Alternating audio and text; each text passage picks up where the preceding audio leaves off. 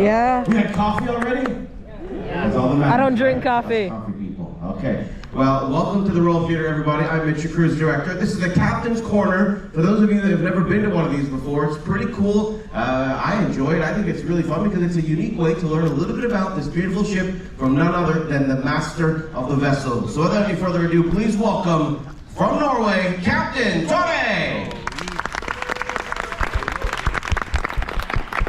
Well, what an introduction. Nothing special. But I'm not. Oh, I'm so glad we can take off this freaking setup. How are you all? Good. Good. Very glad to hear that. This is Captain Corner, but I want to turn it around and say, Mitch, tell us about yourself. Oh, okay. You know what, actually, I started with the company in 2004, that's about 18 and a half years ago, on a ship called the Sovereign of the Seas. Anybody go back that far? Anybody been cruising that long? Oh, thank goodness, at least one clap, because I would feel very old. All right, well, yes, I've been with the company a long time. I was cruise director staff when I started. I was DJ. I did the takeout of Oasis of the Seas in 2009. I was the activities manager, one of two on board the ship. So Oasis is very special to me. I've been cruise director for about almost 12 years or so. So yeah, I'm so glad to be back on the Oasis. I'm very glad to have you. I have to say, Mitch and I will go back some time. Actually, since the Sovereign days. He looks the same, he didn't have a beard though. I was up there as well, and Mitch is a good man, I have to say. He was it Gustav? Gustav, I was captain at the time. It was back in 2003, 4? Yep. Yeah. And I have to say this before, and then I will be quiet, and you can ask a question, and I'll just answer. So, the Sovereign means a lot to me. And I'm very happy to say we have one piece on board this ship that actually came from the Sovereign. If you've been to the Aqua Theatre, I hope you have. You see that crown and anchor back there? It's the starboard side crown and anchor from the Sovereign of the Seas. So, and the reason that ship means a lot to me is that, first and foremost, I met the love of my wife. She's not listening in, by the way, I'm just saying. And also, it's where I got my first command in this company. So, Sovereign of the Seas, the ship, she's no longer. She's now made into razor blades and bolts. However, we are here on the Oasis, which is now my favorite ship.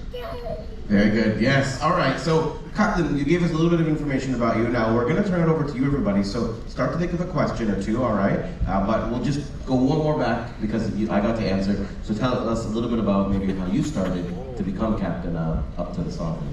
I used to be the hairdresser in this company. And you don't believe me anyway. Now, it's very common where I come from to be a sailor. When I grew up back in the day, typically in that little village on the island where I live still, you could see a lot of women and children and old people, because the men were mostly at sea. So for me, it was not really a choice, it just was a natural thing to do. And I started back in 1979, 1980, I can't remember actually. At least I was on the right decade. And I spent about 10 years or so in the Royal Norwegian Navy. We had compulsory service. I opted for the Navy, Royal Navy, and after 10 years I was either had to get permanent employment or do something else, and I chose to do something else. And it was very easy for me. Passenger ships, cruise ships was top of my list, and I was lucky enough to get hired by Royal Caribbean in 1994. So I started as a second officer, first officer, chief officer, staff captain, and then captain. So it took a little time to get to where I am, hence the grey beard. Thank you. Thank you for laughing on my joke. We always do that. So that's the short version. All right, well thank you, Captain. Okay, so we have about half an hour here that we'd love to get your questions now. So very simple, we got crew stuff in the house that we seal. Okay, so all you have to do, everybody, is put your hands up. When we come over to you, you can tell us your name, where you're from, and go ahead and ask a question. We'll do our best to answer it. So we're going to start over here down to the left, Captain. My name's Marcus, and I'm from Canada. And I'd like to ask, what does it take to become captain? Oh, That's a very good question, actually. I've been wondering why they chose me, really. No, you have to have the right education, and in my case, and I would say that's more or less the same around the world. It's an international certification. It's 5 years at school, so say school/university, and then you will have to obtain your master's degree in navigation, ship handling, cargo handling, and all these things. And then you have to start from the bottom and work your way up in different positions, as I mentioned. So I actually started as a deckhand back in the day. You don't have that anymore because in my country, because they have something called a cadet program. So I came in here as a second officer, and then several years in each position until you have obtained experience enough. And the company thinks that you are the right person for the job, and then they will promote you to captain, which they did for me. So that's how I came about being a captain here. I'm very thankful to the company, and I'm also thankful to my family, because I've been a lot away during the years. Thank you. All right, thank you, Captain. Good question, Marcus. Maybe you'll be a captain one day. It's cool. Actually, I will say the same thing. Rope Caribbean does a great job at promoting from within in all the different areas on board the ship. That's how I was able to make my way up to cruise director. And it's interesting. It's funny when the family, you're away at first, right? And then the family all of a sudden gets used to it, and then they get happy that you're away. Yeah, exactly. They say they love me when I'm home, but they also love me a lot when I'm gone. I've been actually this October is 42 years since I started, and I've been away probably more than 25 years of those, away from home. Okay, here we go. Next question to the front. My name is Madison, and I'm from Philly. And if you're the captain, who's driving the ship right now? I have to run.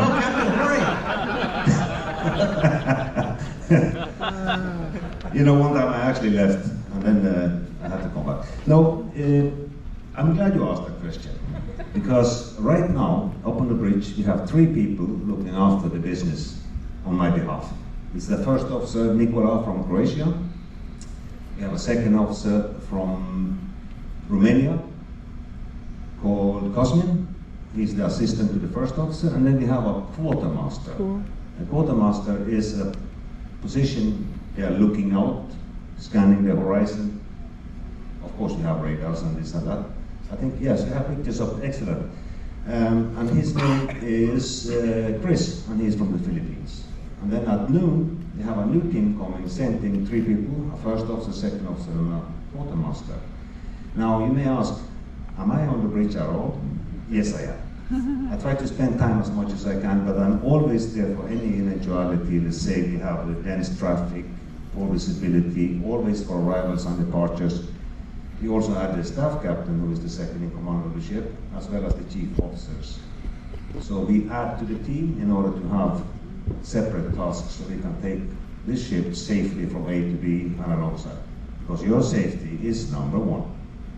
Thank you, young lady. Good morning, John from New Jersey. My question relates to ship-to-ship communications. I think Thursday night, when you pushed out the Bahamas about midnight, there was another cruise ship off the starboard side. I think it was a Carnival ship. I could make out the red funnel. Is it common to initiate communications from ship to ship if they come within sight of each other? Thank you. Good question and a good observation. That means you pay attention. No, it's yes, we do communicate with each other. Previously in my life, it was mainly via the VHF or the radio. We do that still, but that's more like a courtesy, because we have something called AIS, Automatic Identification System, which all ships over 20 meters or 50 tons will have to have, which is transmitted via the radar and also via the GPS system. So, for example, that Carnival ship, it was the Carnival Dream, I believe. She comes up on the radar. There's an echo on the radar, and then you click on that echo, the name comes up. We also have a different screen where it tells us exactly what ship it is, how long, wide, tall, heavy, how many guests, where they come from, where they go to. So it's a fantastic safety measure that has come into place. I think it was in 2006 or 7 that this was made compulsory for all. And then of course we have the Quartermaster who's looking out, and they have fantastic eyesight. And they also recognize the ships long before I can even see it. So yes sir, we do scan the horizon, we get in touch, and we also talk to our competitors. You know, they are in the same business. Thank you. Good question. Okay, over here to the right, Captain. My name is Mira, and I'm from Toronto, Canada. And I was gonna ask, what's the worst weather you've like sailed through? The roughest weather. Okay, I've been through a lot of bad weather, but not too much on a cruise ship, I have to say, because we avoid it here. I used to work as a fisherman when I was a kid. I was 17, I think. And we were sailing from west of Ireland towards Denmark to deliver the mackerel that we had been fishing. And we passed, it was horrendous weather. This was a 180-foot long fishing vessel. We passed an oil field out in the ocean called Ekofisk. And I remember the captain, I was just a regular fisherman. He asked them, what is the significant wave height? And the platform answered back, 66 feet. I can tell you, the whole ship was almost like underwater from time to time, only the superstructure sticking out. I was young and stupid, I thought it was awesome. Today I know better, it was really borderlining, being crazy, but this is how it was. Now on cruise ships, him and I, we have been sailing together before on the sister ship Allure, and one season, I think it was 2017, we actually had 4 or 5 hurricanes that we had to avoid, and one cruise, we were supposed to go to Eastern Caribbean, and we went to the Western Caribbean instead. So the guests on board, they did never get to the ports they wanted, but they were very thankful because the weather was absolutely drop-dead gorgeous. In the Eastern Caribbean, they had total mayhem. So you can rest assured that we will keep you away from bad weather. Thank you. That's a great question, right, Captain? Yeah, It's fantastic. I have to say, there's so many intelligent kids here today. Wow. The best thing about the cruise ship against a resort is that if there's bad weather, we can just go the opposite direction. You don't get that at a resort. If it's bad weather, you lose out the whole week. All right. Okay, over here to the left again. Good morning, Captain. How are you? Doug from New Jersey. I just wanted to ask, when we arrived at Nassau, we went in forward. The other boats had turned around. Were we just unable because of our size to turn around, or was it purposeful that we went in forward? Thank you. Good question. We went bow in because we had to let the Carnival in first, and she was turning around. That delayed us slightly, so for us to save time, we went bow in. On top of that, it's actually a preference from the hotel operations on board, and I'm sure you as well, because we are designed for starboard side and long side where we can. As such, you don't have to cross this, what we call I-95, this long road kind of a thing that we have in the middle of ship or deck too. So if I were to choose for me alone, I would turn around on the morning, so it's easier on departure. But then again, it's not about me, it's about all of you. Thank you, sir. Okay, good question. Over here to the right. Hi, I'm Sky, and I'm from Pennsylvania, and I want to ask, how long did it take you to build the ship? That is a very good question indeed, and I happen to have a person who was here for the last portion of it, and when she was launched. So, Mitch? Yeah. I think all told it was between 18 and 24 months, and then when they started to build the other ones, you can do it in just under 18 months, I believe it was. And moving forward, they can do most of it, the most important stuff, in about a year. The hard part is when you do design the first one, the first in class, like the Oasis, and then the other ones that come out like Allure, like Symphony, Harmony, Wonder, they're kind of like carbon copies. There's differences, of course, but the main parts are the same, so that's why it takes so long to make a new class of ships, but once you do the one, you can do the other ones. And if you ever watch any of the videos on YouTube when you get home, you'll see the ship comes together in big sections. and it gets put together. It's kind of like putting together a Lego or an IKEA desk, but way more complicated. But yeah. Excellent explanation. Couldn't have said it better myself. I hope you answered your question, young lady. What's it, boy? Go. Hello? Yeah, Joe from Philadelphia. What is the lifespan of a ship like this, and what are the factors that determine its obsolescence? Thank you, sir. Our company, I can speak for. I don't know exactly for other companies, but it's more or less the same, I would say. When you build a ship, it's 25 years is the goal. Now, we had ships in this company that was built in 1970, and I believe the Song of Norway and the Nordic Prince and the Sun Viking, they were in the company until the mid-2000s. So that was actually 30 to 35 years. Now, this ship, or these ships, has been and will be modernized, or amplified is the word they use in America, which is going to happen ever so often. Every 5 years we go to something called a dry dock. We have to, by legislation, to check the ship's bottom and propellers and whatnot. And very often that's the time that we refurbish, kind of modernize the ship. So I believe this one, if I'm not mistaken, I'm guessing 30 years. That's my personal guess. So let's say 20 to 30 years. That's a good question. A lot of people wonder that, and a lot of it is also depending on like what features, especially this company, right?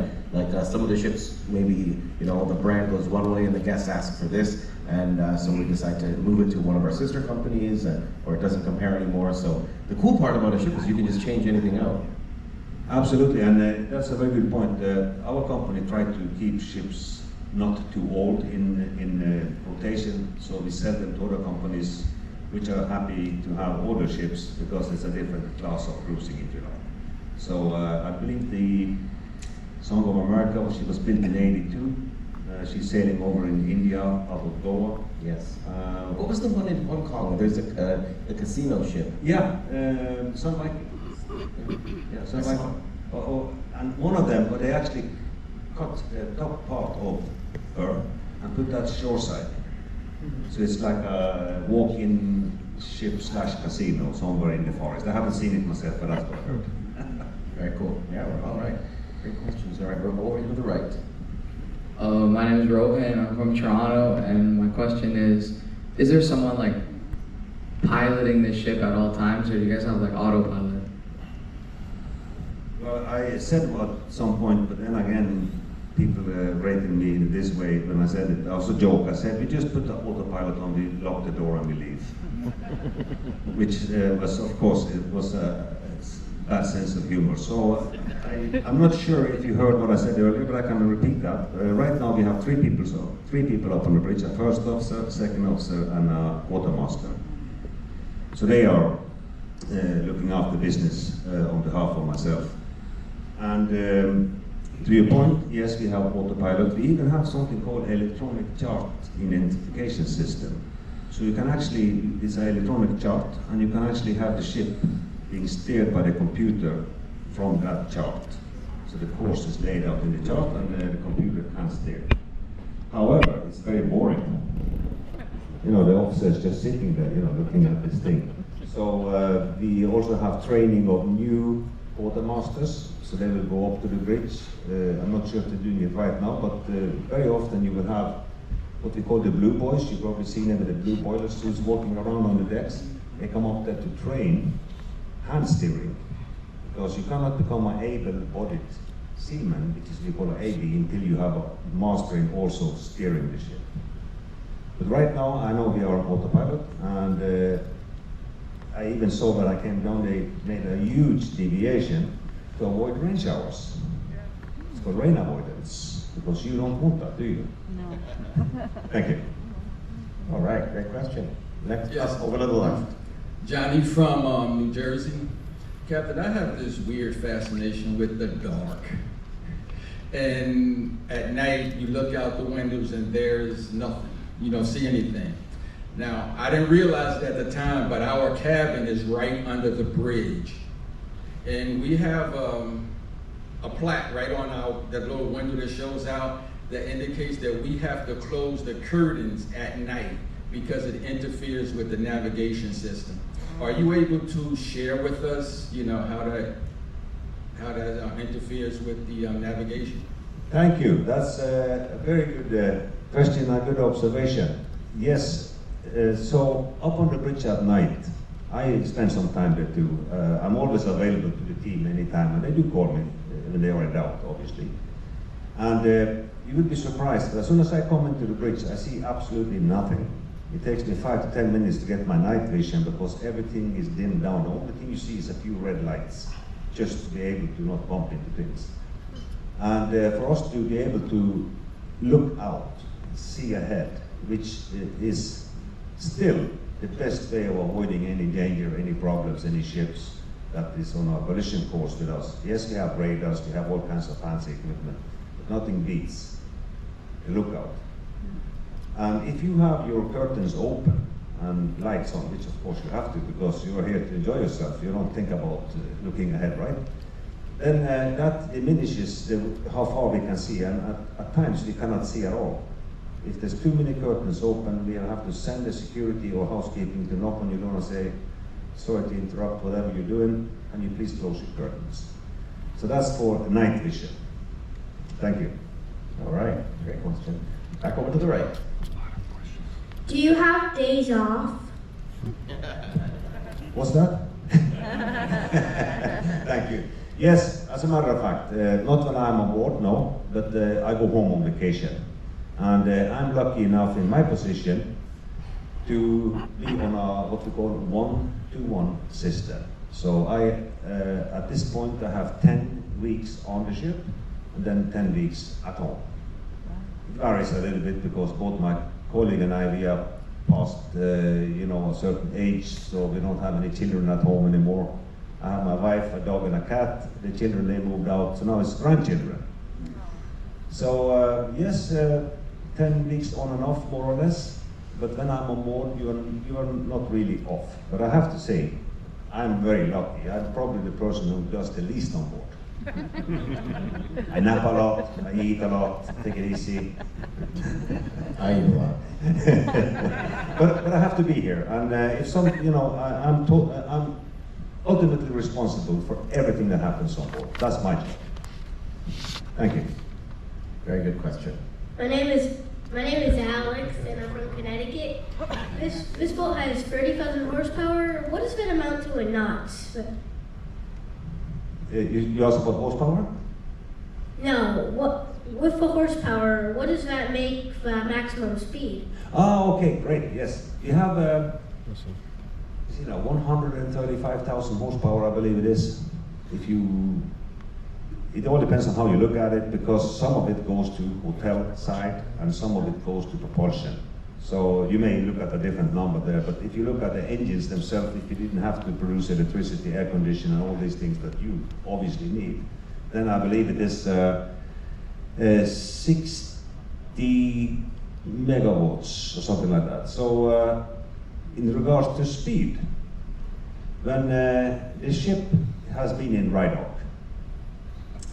which is now a couple of years back, 3 years back, 4 years actually, we will sandblast and repaint the ship's bottom, and it's as smooth as a baby's bottom. Then we can do 23, 24 knots, and if you multiply by 1.11, you will have it in statute miles, or miles per hour. So 23 and a half is roughly 25 miles per hour. So it's not, it doesn't sound much, but think about it. If you take your car and drive from one side of America to the next, you have to stop for gas, you have to stop to eat, you have to stop to go to the restroom. You don't need that there. Decent cabin, we call it cabin, we call it stateroom. Also lower offices down to 2 stripes that have slightly smaller, and then beneath that in rank you will have to share. You have something called single share, which means they share the bathroom in the middle, but they have separate bedrooms. And then you have the lowest ranks on the ship, they will actually share the cabin itself, so they have bunk beds. The good thing is that everyone has a chance to move up the ladder. It's just up to yourself. So you will get a better place to live as you go up the ranks. Yes, and he's not joking. He does have the best cabin on the ship. It's very nice. It's very nice. It has to be. You know, It does. my boss, my wife on board. Yep. And by the way, the maximum people that share a cabin is 2. Some people want to ask that question, so there you go. All right, where are we? Back over to the left? Hi, Oh. right here. My name is Leon, I'm from Connecticut. How many passengers do we have on board this week? Where are you? Actually, I lost you. Oh, there you are. Okay. This is strong light here. Can you say that again, please? Sorry. Leon from Connecticut. How many passengers do we have on board this week? What's the capacity? Yes, this cruise, we have 6,187 guests and 2,160 crew. And I just came from a meeting, him and I went to this next cruise planning meeting. Next cruise we will have 6,600 guests. That's a lot. And That'll be the busiest cruise back we've ever done. yeah, you know, that's actually the highest number I have ever experienced myself, ever, with a number of guests. That's next cruise. But this cruise we have, what is typically very normal for this kind of class of ships. Now, the way she was amplified, and they added, I think it was 200 beds. So we actually can hold more passengers than the sister, for example, the Allure, the Harmony and the Symphony. The Wonder, I believe, has been built with the same numbers. So that's a lot of people, definitely. But we take it on. Thank you. Good question. All right, next up, back to the same place. Yes, good morning, Mitch and Captain. Rob from West Virginia in Charleston. And looking forward with Royal Caribbean, we've got the Utopia, the last of the Oasis class ships being built now. And that's going to have the standard hull like this one, I understand, the flared bow. But the other class, the Icon class, though, I believe is going to be the new design like the Celebrity Edge, Apex, and beyond with the straight bow. Is that class, the Icon class, it was announced in the press that it's going to be even a larger class of ships than the Oasis class. Number one, is that true? Number two, how is the handling of a ship that has a totally different bow structure different between the two types? Very good questions, and you are well informed. I have not heard that there's going to be a class larger than the Oasis class. They do add to it every time they build a new one, so I'm 99.999% sure that the Utopia of the Seas will be the largest one again. Now, the number of guests, I believe, will be, the total number of people on board, or souls, as it says in the Safety of Life at Sea, will be more than 9,500. Right now here, it is 8,880 is our maximum capacity, which we are allowed to have on board. That's crew and guests. To your second question, the maneuverability is more or less the same. It's more like a, how should I put it, feature. It looks like old-style Titanic. No reference otherwise than that. Thank God. But also, if you have looked at our ship, we have what we call a bulbous bow, which is underneath the surface. That actually is designed for two reasons. We use it as a ballast tank to kind of trim the ship on the nose and on the stern, but it's also to break the bow wave. If we didn't have that, we will make a tremendous wave on each side of the ship. And then you see on the stern we have something called a ducktail, which is smoothing out our stern, the propeller wash on the back. So I believe, knowing this company and also our sister companies like Celebrity and TUI and so whatnot, we always design the ship with more than enough power.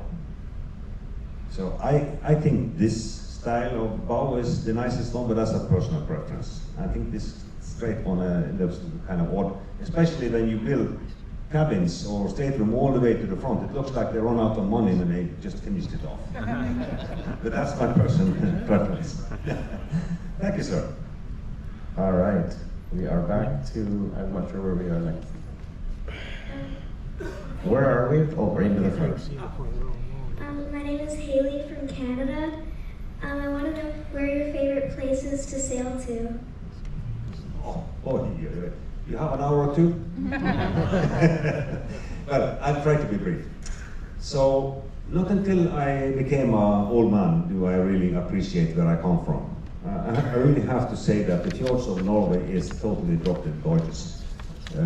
I highly recommend going there.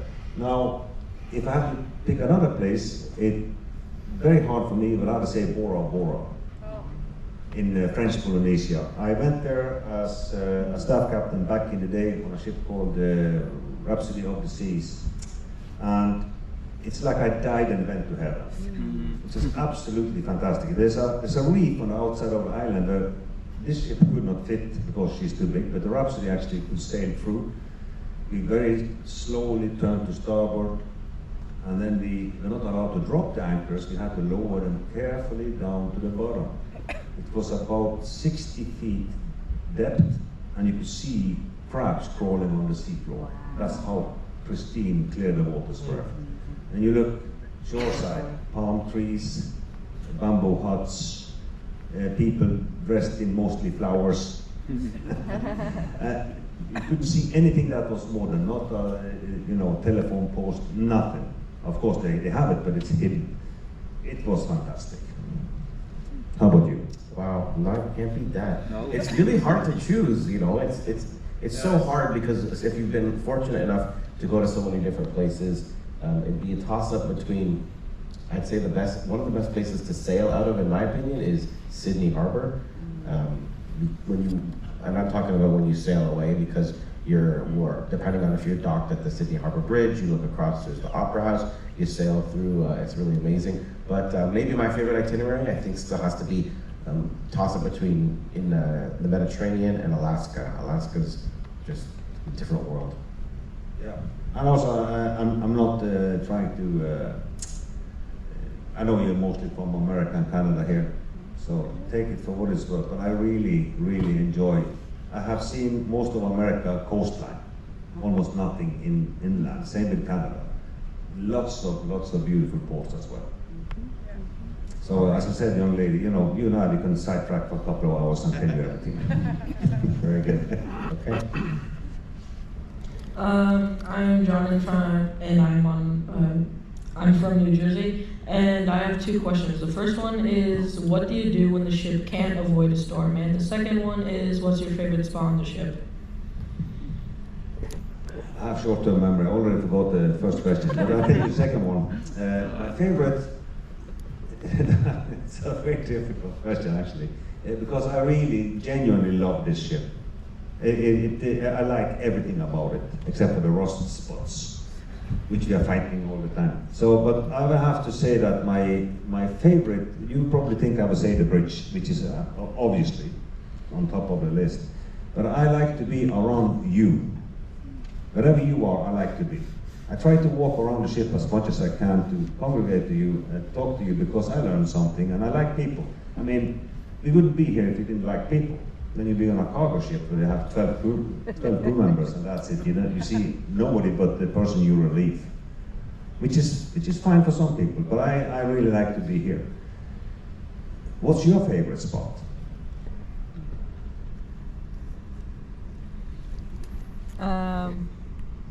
My bed. His bed? Your bed? Yeah. That's fun. I thought you were going to say Sugar Bay or Sorrentos or something.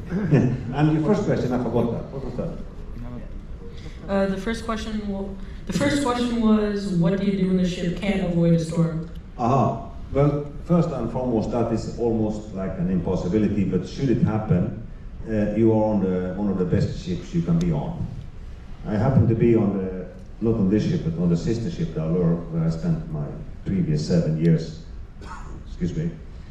We ended up in a situation where we actually went through some heavy duty weather. The reason was it was not announced or predicted, and we had winds up to 110 knots or 120 miles per hour.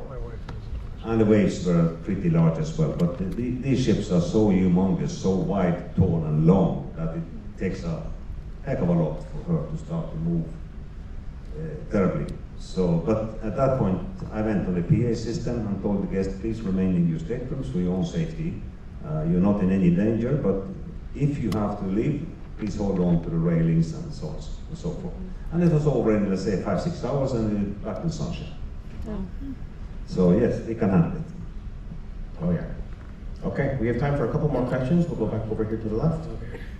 Hi, my name is Doug Hernandez. I'm from New Jersey.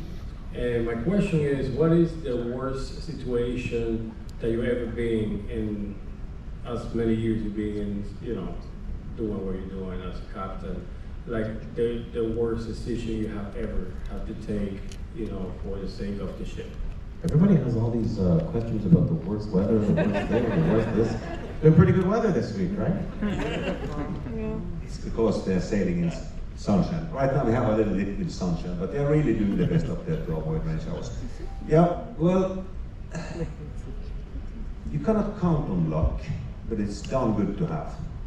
And I have to say, in my years in this company, it has been not too many big disasters happen. Yes, I have experienced fires, experienced bad weather. I even experienced, I was not the captain though, ship hitting the pier, things like that. And of course, this is over a period of a long time, right? But very little when you think about it. I've been in this company for 27, going on 28 years, but my previous experience, I was in the Norwegian Navy and Coast Guard, which was the same entity in those days. We had to go on board ships and put out fires, help them out, be saving people. But the absolutely worst I ever have experienced in my life was a fishing vessel that capsized, and we were not able to help them. Because the weather was so terrible that we couldn't put our own lives at risk. So we saw the ship sank and the people drowned. I was about 7 or 8 people. That is still with me, you know. Rather than that, being on these cruise ships is a blessing for me too. Not only you, the weather is always good almost, you know, except for rain. We can't do that, anything like that. But we will avoid any problem. We have the absolutely best fire detection system available to the world on board here.